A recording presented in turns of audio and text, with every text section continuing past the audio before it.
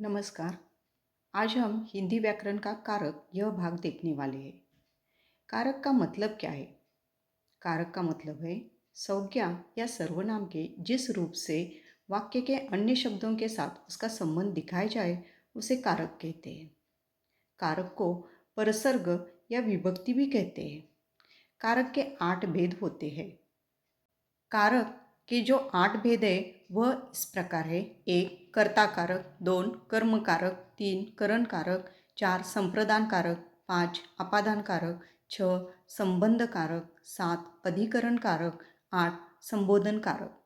और इन कारक के चिन्ह भी दिखाई देते हैं। कर्ता कारक को कारक चिन्ह है ने, कर्म कारक को कारक चिन्ह है को, करण कारक को कारक चिन्ह है से, संप्रदान कारक के लिए यह कारक चिन्ह है, अपादान कारक से यह कारक चिन्ह है, संबंध कारक का, की, के यह कारक चिन्ह दिखाते हैं। में और पर यह कारक चिन्ह अधिकरण कारक दिखाता है और संबोधन कारक के लिए ओह, अरे यह कारक चिन्ह होते हैं। पहला है कर्ता कारक। क्रिया यानी कि कार्य करने वाला उसे कर्ता कारक कहते हैं, इसीलिए विभक्ति है ने। पहला वाक्य है रहमान ने गाय को मारा।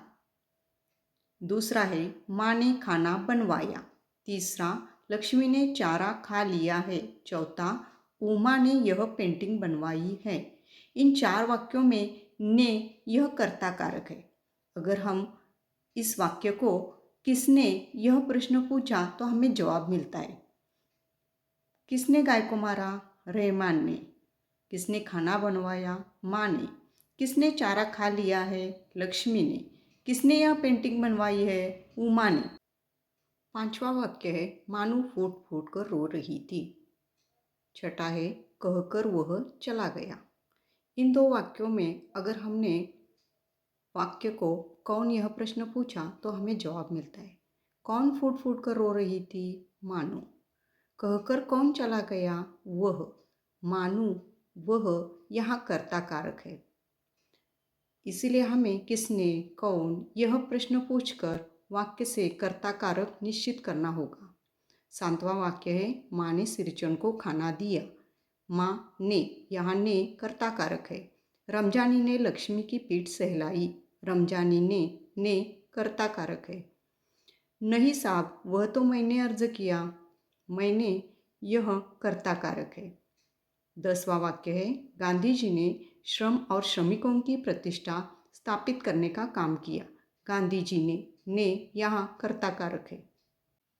दूसरा प्रकार है कर्म कारक, जिस पर क्रिया का प्रभाव पड़े। विभक्ति है को। उदाहरण मानू ने सिरचन को पान दिया। दादी ने राम को आम दिया। मैं ड्राइवर को बुला लाया। अब तक तो कोई इधर मोड़ दो। महिलाओं को संगीत की शिक्षा दे। इन 5 उदाहरणों में हम अगर वाक्य को किसको यह सवाल पूछते हैं तो हमें जवाब मिलता है। मानू ने किसको पान दिया? सिरचन को। सिरचन यहाँ कर्म है, इसीलिए को कर्म कारक। दादी ने राम को आम दिया। दादी ने किसको आम दिया? राम को। राम कर्म कारक है, इसीलिए को कारक आता है। इसी प्रकार आगे के वाक्यों में को कर्म कारक है। छठा वाक्य है मैं बंडल को खोलकर देखने लगा। मैंने शरद चंद्र को बाद में पढ़ा। लक्ष्मी ने आज भी दूध नहीं दिया। मैंने उन्हें जल्दी से चाय पिलाई। पिताजी ने मुझे किताब देने का वादा किया। यहाँ अगर हम वाक्य को क्या सवाल पूछते हैं तो हमें जवाब मिल जाता है। मैंने क्या खोलकर देखने लगा? बंडल। यानी कि बंडल पर क्रिया का प्रभाव पड़ता है, इसलिए को कर्म कारक है। मैंने क्या बाद में पढ़ा? शरद चंद्र। शरद चंद्र यह कर्म है, इसलिए को कर्म कारक आता है। यहाँ दूध, चाय, किताब यह कर्म कारक है। तीसरा प्रकार है करण कारक, जिसकी सहायता से क्रिया हो।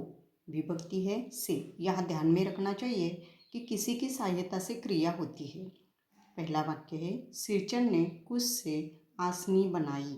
कुश से यानी कि कुश की सहायता से आसनी बनाई, यहाँ से करण कारक है। दूसरा, कमबख्त ने कितनी बेरहमी से पीटा है, से करण कारक। तीसरा, गोवा की मांडवी नदी वर्षभर पानी से भरी रहती है, पानी से करण कारक।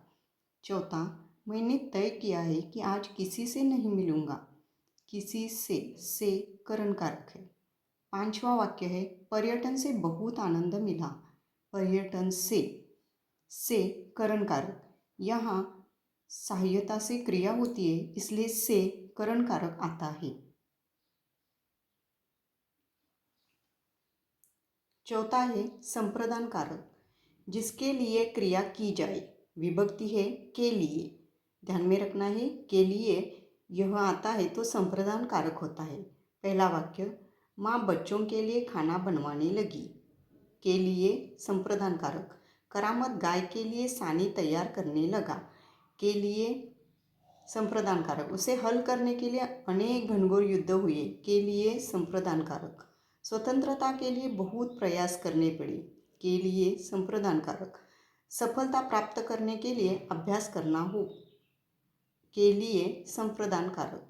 यानी कि जिसके लिए क्रिया की जाए, के लिए यह संप्रदान कारक होता है। पांचवा प्रकार है अपादान कारक, जिससे किसी वस्तु के दूर हटने या अलग होने का बोध हो, विभक्ति है से, ध्यान में रखना है यहाँ वस्तु दूर हटने या अलग होने का बोध होता है तभी से अपादान कारक आता है, वरना से करण कारक आता है। यानी कि सहायता की क्रिया आए तो से करण कारक होता है, लेकिन अगर किसी वस्तु दूर हटने का बोध हो तो उसे अपादान कारक कहते हैं। पहला है, गौशाला घर से 2 किलोमीटर दूर है, गौशाला घर से 2 किलोमीटर दूर है, यहाँ दूरी का आभास होता है, इसलिए से अपादान कारक है। इसी प्रकार नीचे दिए गए वाक्य है, इंदौर से हम गोवा गए, से अपादान कारक। चाची अपने कमरे से निकल रही थी, यानी कि कमरे से अलग होने का बोध होता है, इसलिए से अपादान कारक है।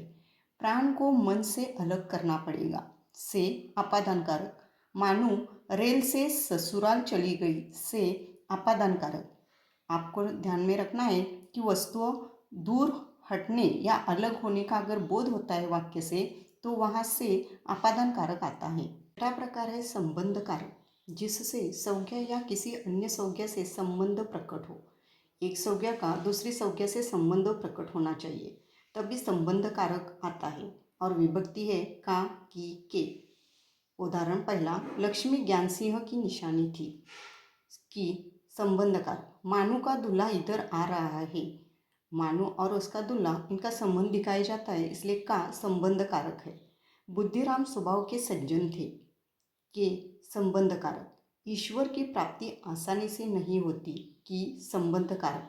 गुलामी की प्रथा संसार भर में हजारों वर्षों तक चलती रही, की संबंध कारक। यहाँ एक संज्ञा का दूसरी संज्ञा से संबंध प्रकट होता है, इसलिए का, की, के यह संबंध कारक आते हैं। सातवां प्रकार है अधिकरण कारक, जिस शब्द से क्रिया के आधार का बोध हो वहाँ अधिकरण कारक होता है, आधार का बोध होना चाहिए। विभक्ति है में, पर।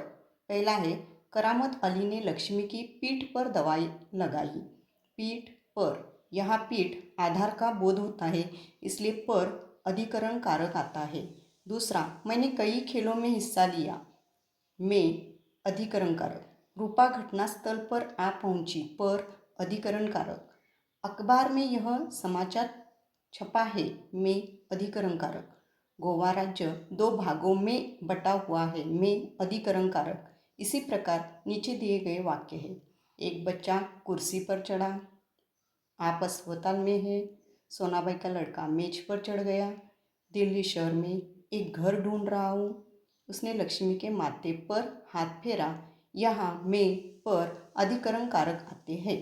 आखिर का कारक प्रकार है संबोधन कारक, जिस शब्द के द्वारा किसी को पुकारा जाए वहाँ संबोधन कारक होता है। ध्यान में रखना है, यहाँ पुकारने की क्रिया होनी चाहिए, ओहो, अरे ऐसे शब्द आते हैं।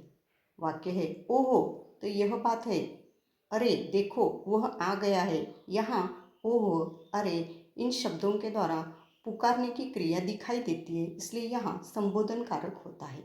इस प्रकार कारक के 8 भेद हमने इस वीडियो में देखे हैं।